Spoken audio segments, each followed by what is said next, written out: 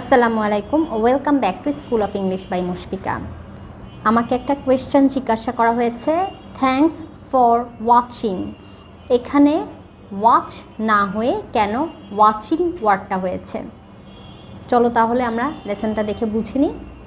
দেখো, ওয়াচ ওয়ার্ডটা একটা ভার্ব, ওয়াচ ওয়ার্ডটা একটা ভার্ব, আর ফর এটা কোনো ভার্ব না।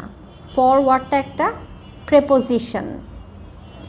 যখন তোমরা প্রেপোজিশন ইউজ করবে, মনে রাখবে প্রেপোজিশন হিসেবে ফর ওয়ার্ডের পরে ভার্বের সাথে আইএনজি যুক্ত হবে। তাহলে দেখার জন্য ধন্যবাদ, thanks for watching, thanks for watching.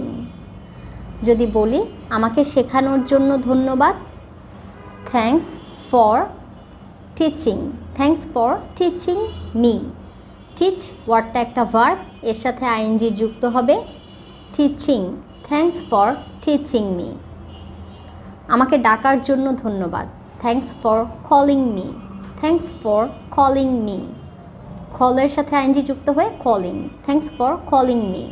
তাহলে প্রেপোজিশন ফর, ফরের সাথে যখন ভার্ব আসবে, ভার্বের সাথে আইএনজি যুক্ত হবে।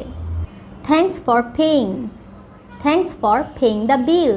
বিলটি পরিশোধ করার জন্য ধন্যবাদ, thanks for paying the bill. Thanks for showing me the picture.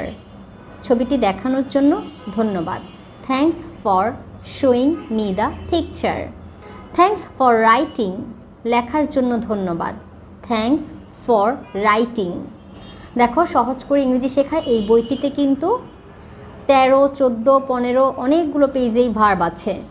এইভাবে তোমরা ভার্বের ঠিকভাবে ব্যবহার করা শিখবে। যখন প্রেপোজিশন আসবে, প্রেপোজিশনের পরে ভার্বের সাথে আইএনজি হবে। আবার সব প্রেপোজিশনে কিন্তু ভার্বের পর আইএনজি হয় না। যেমন টু, টু এর পরে কিন্তু আইএনজি হয় না, বাই এর পরে হয়। Okay, I spend my time by watching TV.